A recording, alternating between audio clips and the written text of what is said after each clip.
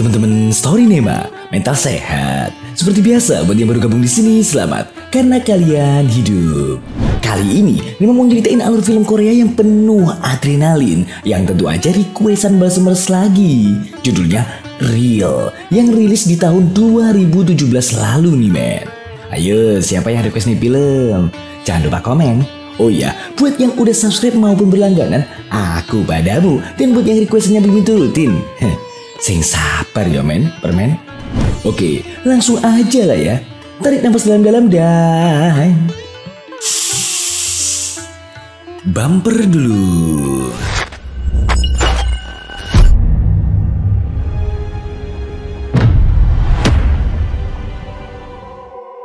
자, 그럼 지금부터 편안하고 솔직하게 대화해. Kisah pun dimulai dengan penampilan sang tokoh utama yang bernama Jang Taeyong. Dari penampilannya, jelas terlihat kalau Taeyong bukanlah orang biasa, men.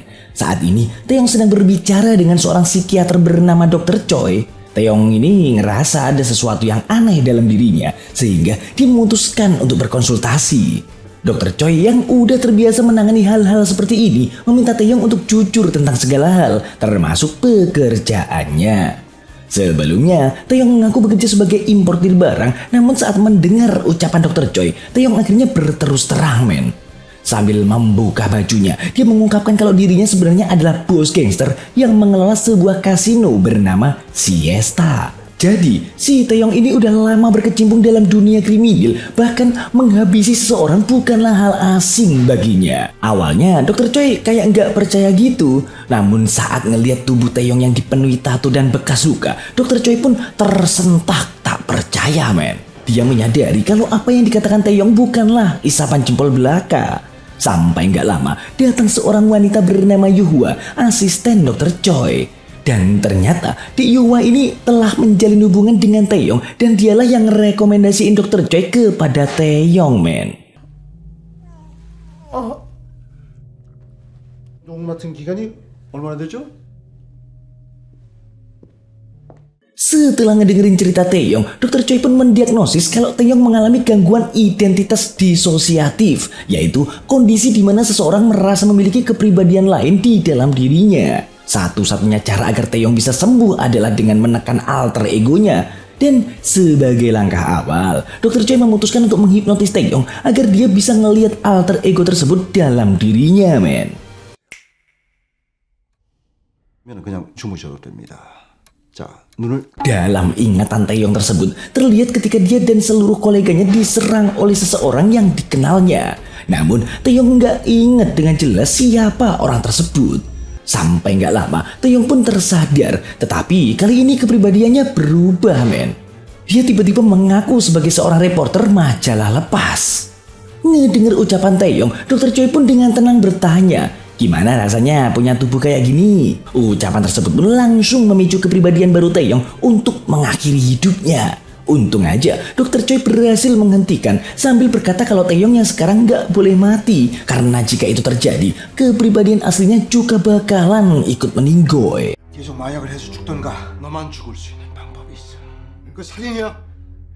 Nah, tiba-tiba aja kita dibawa ke masa lalu Taeyong, sebuah memori yang telah lama dia lupakan, tetapi akan menjadi masalah besar baginya. Dalam ingatan itu, Taeyong terlibat dalam kecelakaan yang membuat seorang pria terluka parah, men.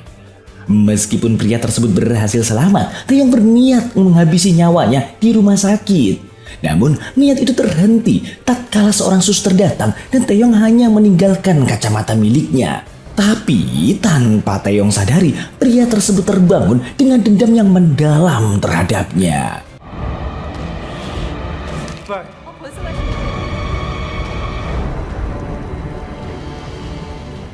Oke, setelah menjalani terapi yang diberikan oleh Dr. Choi, Taeyong dinyatakan sembuh dari gangguan identitas disosiatif yang dialaminya. Kini, Taeyong bisa fokus pada impiannya, yaitu memperbesar kasino Siesta yang notabene adalah miliknya. Namun, bawahannya melaporkan adanya masalah besar, di mana bos mafia narkoba asal Tiongkok, Juwon, ikut terlibat dan meminta bagian saham dari kasino Siesta. Tentu aja hal ini pun membuat Taeyong marah, namun dia tidak bisa langsung menolak permintaan Juwon karena punya pengaruh besar dalam dunia kriminal. Satu-satunya cara bagi Taeyong adalah mencari investor yang bersedia memberikan dana agar dia bisa lepas dari cengkeraman Juwon. Namun siapa sangka sejak tadi mobil Taeyong diikuti oleh orang misterius yang memakai topeng, men. Pria ini ternyata adalah orang yang dulu hampir dihabisi oleh Taeyong di rumah sakit. Kini pria tersebut sudah bergerak untuk membalas dendam dengan cara ngerebut seluruh kehidupan dan harta yang dimiliki Taeyong. Bahkan dia telah mengganti namanya menjadi Taeyong juga. Rumit sekali. 잘 끝났고 특히 원하시던 이마 모양이 100% 나왔다면서. Kembali ke Taeyong, dia terlihat sedang menemui Juwon untuk membicarakan masalah permintaan Juwon. Meskipun Juwon adalah bos mafia narkoba yang terkenal beringas dan menakutkan, hal itu sama sekali nggak bikin Taeyong gentar, men. Malah Taeyong menunjukkan kalau dirinya bukan orang yang bisa diremehkan dengan cara ngehajar bawaan Juwon yang nggak sopan kepadanya. 이 시에스타라는 이름도 내가 지었고요. Insiden tersebut pun hampir memicu perkelahian, namun Juwon menghentikannya dan kembali menuntut uang dari saham kasino Siesta milik Taeyong.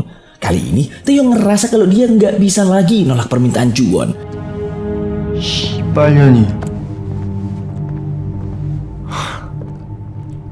Yang tentu aja bikin dia jadi makin stres dan frustasi. Bahkan Taeyong melampiaskan kekesalannya itu kepada Juhwa saat sedang melakukan terapi, men. Di sana, secara tak sengaja, Taeyong bertemu dengan pria bertopeng yang juga sedang menjalani terapi, men. Pria bertopeng tersebut yang sudah mengetahui segala masalah yang dialami Taeyong menyuruh bawahannya untuk menawarkan diri sebagai investor dan membeli rumah Taeyong yang akan dijual. Kini, pria bertopeng itu selalu mengawasi setiap gerik-gerik Taeyong, bahkan saat Taeyong bersama Yuhwa. Terobsesi dengan Taeyong, pria bertopeng yang sebut aja sang follower mulai meniru setiap hal yang dilakukan Taeyong, men. Dia bahkan berusaha buat ngedeketin Dek Yuhwa. Ini parah sih ini. Sementara itu, Taeyong yang sedang sangat membutuhkan investor mulai tertarik dengan tawaran sang follower untuk menjadi investornya dan membeli rumahnya. Dan setelah mendiskusikan hal tersebut, sang follower pun mengundang Taeyong untuk makan malam bareng, mengajak mereka membawa pasangan masing-masing. Ngerasa undangan itu hal yang wajar, Taeyong pun setuju dengan permintaan sang follower. 거절하려고 볼 필요는 없었을 텐데. 위험하지만 당신과 함께 할 일이 있어요. Karena udah ngerasa nggak perlu lagi berurusan dengan Juwon, Taeyong pun menemui Juwon untuk mendiskusikan permintaan sebelumnya. Saat itu, Juwon memperhatikan tato di tubuh Taeyong dan mengatakan kalau dia pernah ngeliat tato tersebut di suatu tempat. Taeyong yang emang lagi nyariin informasi terkait hal itu meminta Juwon untuk ngasih tahu dia, tetapi percakapan mereka terganggu saat anak Juwon datang. Dan selepas pertemuan dengan Juwon itulah, Taeyong bersama Yuhwa menghadiri undangan makan malam dari sang follower. Namun, hal yang tak terduga terjadi ketika pacar sang follower datang dengan dandanan yang mirip sama Dek Yuhwa, men.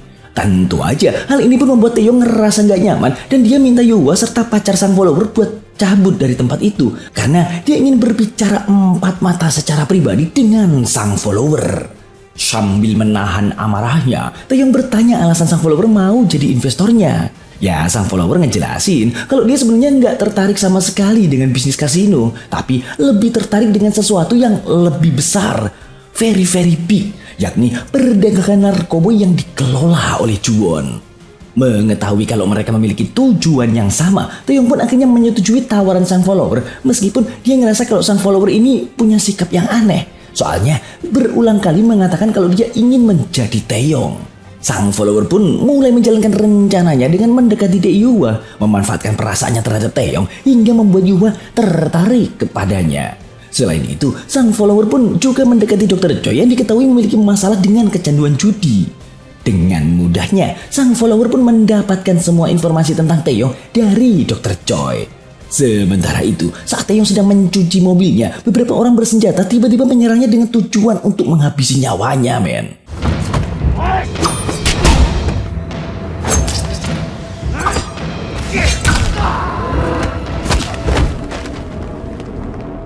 Namun untungnya, berkat pengalamannya yang berjibun, Taeyong berhasil selamat dan menduga kalau orang-orang itu adalah suruhan Juwon. Sampai gak lama, Taeyong kembali bertemu dengan sang follower yang kini penampilannya hampir menyerupai dirinya. Meskipun hal itu membuat Taeyong ngerasa risih dan aneh, dia tetap bersabar. Soalnya ngerasa masih butuh aja sama sang follower untuk nyelesain masalah dengan Juwon. 당신 아니어도 내가 조져.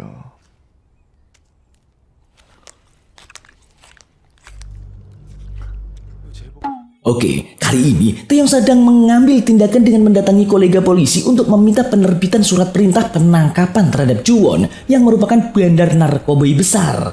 Ditemani oleh sang follower, Taeyong pun mendatangi tempat persembunyian Juwon. Dan di sana, Taeyong menunjukkan kemampuannya dalam bertarung mengalahkan satu persatu bawahan Juwon dengan tangan kosong, men.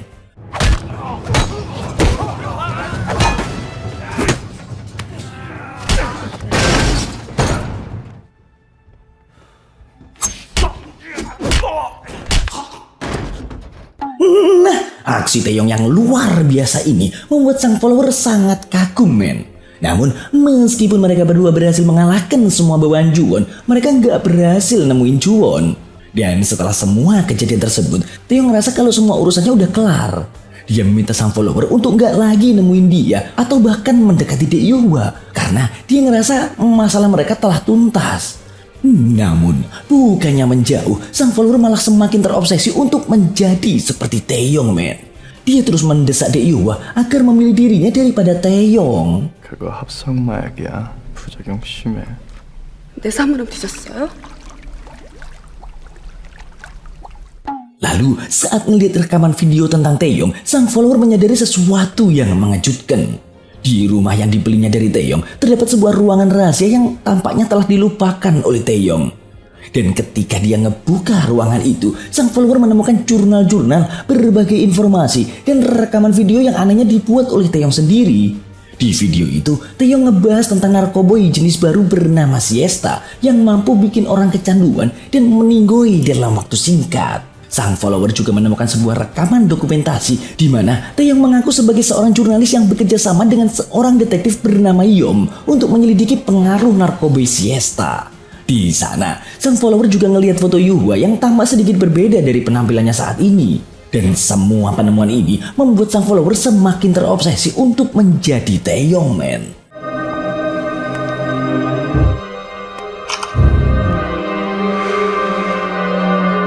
Oke, sang follower kemudian mendatangi seorang ahli tato untuk bikin tato di lehernya yang persis kayak punya Taeyong. Dan setelah itu, kita melihat kalau sang follower telah sepenuhnya meniru penampilan Taeyong, mulai dari wajah, gaya berpakaian, sampai kebiasaan mengunyah permen karet. Dan satu-satunya cara untuk membedakan Taeyong asli dari sang follower hanyalah kacamata, men. Karena sang follower selalu memakai kacamata. 원하시던 얼굴인가요? 생산, 유통하던 국제적 조직이 검찰에 적발됐습니다. Kini, sang follower ngerasa dirinya telah menjadi Taeyong sepenuhnya. Dia datang ke kasino Siesta dan semua orang, termasuk Dr. Choi dan Yuhwa, menganggapnya sebagai Taeyong. Ngelihat itu, tentu aja Taeyong yang asli pun sangat marah dan meminta sang follower untuk segera pergi dari hadapannya.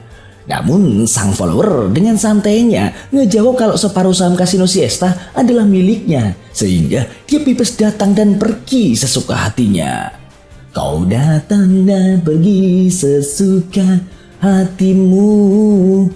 Malah nyanyi. Ngedenger itu, Taeyong hampir kehilangan kendali dan ingin bertindak kasar, tetapi Dr. Choi segera mencegahnya. Saat itu, Taeyong sadar kalau dia punya masalah lain yang harus segera diselesaikan. Sampai nggak lama, Juwon menghubungi Taeyong dan menuntutnya untuk menyerahkan nama orang yang telah memberikan informasi tentang dirinya kepada pihak kepolisian. Tapi Taeyong mengabaikan ancaman Juwon karena ngerasa kalau Juwon udah nggak lagi memiliki kekuatan untuk berbuat banyak. Hingga kemudian, kita pun diperlihatkan kepada sang follower yang menemui detektif Yom, memberitahukan kalau orang di balik pembuatan narkoba Siesta adalah Sergei. Setelah itu, Shin pun kembali ke Taeyong yang terlihat linglung setelah meminum sesuatu yang ternyata udah dicampur sesuatu oleh sang follower.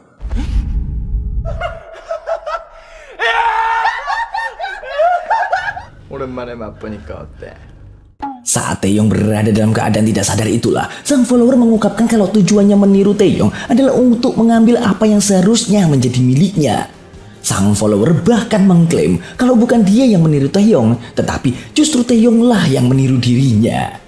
Dan setelah berkata demikian, sang follower memasangkan kacamata miliknya pada Taeyong dan kemudian pergi menuju mobil di mana Dek Yuhwa udah nungguin.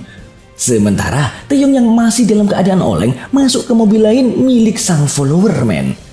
Sedangkan Yuhwa, meskipun sang follower telah berperilaku dan bergaya persis seperti Taeyong, ternyata dapat menyadari kalau pria di depannya itu bukanlah Taeyong yang asli, melainkan sang follower. Hal ini tentu aja bikin sang follower marah, men. Namun tiba-tiba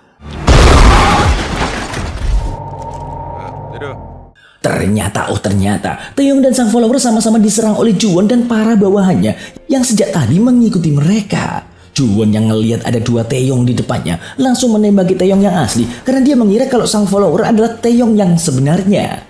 Dan begitu berhasil ngelumpuin Taeyong yang asli, Juwon kemudian membawa Yuhwa sebagai sandera dengan maksud untuk memaksa Taeyong menyerahkan orang yang telah melaporkannya kepada polisi.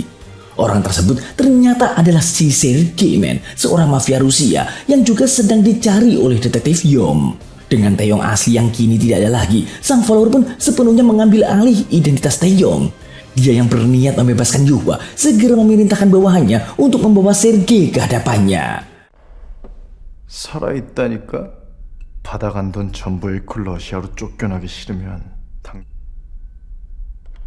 Namun siapa sangka Taeyong yang asli ternyata masih hidup dan kini dibawa oleh detektif Yom. Detektif Yom memperingatkan Taeyong untuk menjauhi masalah dengan Juwon. Awalnya sih Taeyong nggak tahu maksud dari peringatan itu sampai dia menemukan artikel mengenai masa lalunya. Dalam artikel tersebut disebutkan kalau Taeyong sebenarnya adalah seorang reporter. Ya tentu aja dia langsung bingung dibuatnya. Kini Taeyong mulai bertanya-tanya, siapa dia yang sebenarnya? Apakah dia seorang bos gangster pemilik kasino Siesta? Ataukah pria berkacamata yang merupakan reporter magang? Sementara itu, sang follower menemui Juwon membawa seseorang yang mengaku sebagai Sergei. Namun, Juwon yang mendapatkan informasi kalau orang tersebut bukan Sergei, langsung membantai bawahan sang follower dan mengancamnya untuk segera menemukan Sergei yang asli jika tidak ingin Yuhwa mengalami nasib yang buruk. Juwon juga ngerasa heran dengan perubahan sikap Taeyong yang kali ini datang dengan sembrono tanpa persiapan, gak kayak dirinya yang dulu. Ngedenger itu, sang follower seketika naik pitam ngerasa dianggap remeh. Berbeda 180 derajat dari Taeyong yang selalu dihormati. Dia pun nyuruh bawahannya untuk menyiapkan senjata terbaik buat menghabisi nyawa Juwon, men. 빨도 PPT 홀리모 권총들 가운데 최고죠. Di sisi lain, Taeyong yang asli ngerasa kebingungan dengan segala yang terjadi, berusaha mengingat apa yang sebenarnya telah dia lupakan. Dia keinget tato yang sama dengan tato miliknya yang selama ini dia cari, karena tato itu berkaitan dengan semua yang terjadi. Hingga kemudian Taeyong pun bersiap untuk menghadapi Juwon seorang diri, men. Ketika Juwon melihat Taeyong di hadapannya, dia segera menyadari kalau Taeyong yang asli telah kembali ke sosok yang berwibawa dan tidak menunjukkan rasa takut sedikit pun.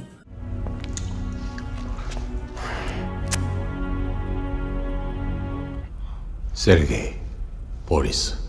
일단 그 세르게이 김 교수부터. Hingga kemudian Taeyong pun mengajak Juwon ke tempat Sergei yang ternyata adalah bawahan Taeyong sendiri.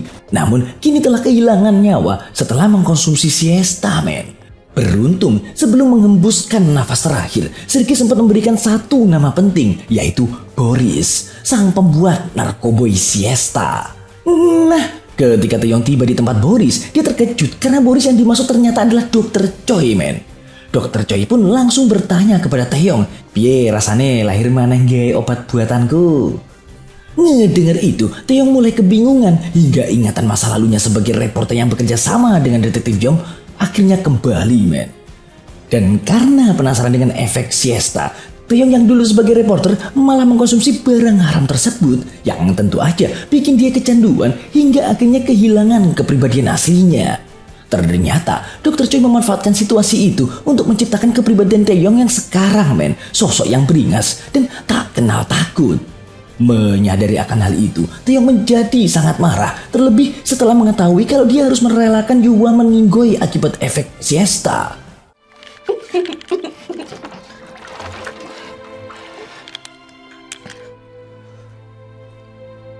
Dengan semua ingatan yang telah kembali, kemarahan Taeyong pun tak terbendung lagi.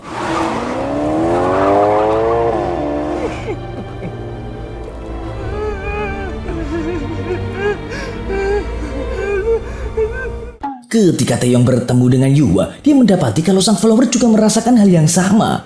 Keduanya pun akhirnya bekerja sama untuk menghancurkan Dr. Choi, Juwon, dan juga bawahannya.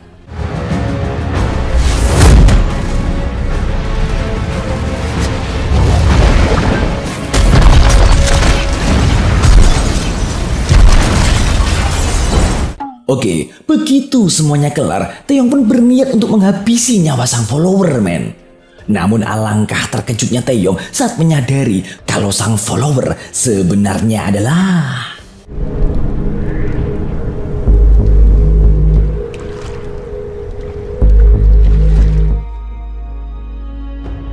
tamat.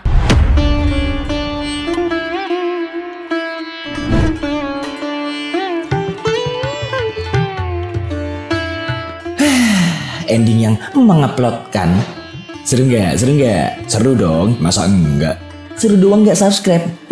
Terlalu.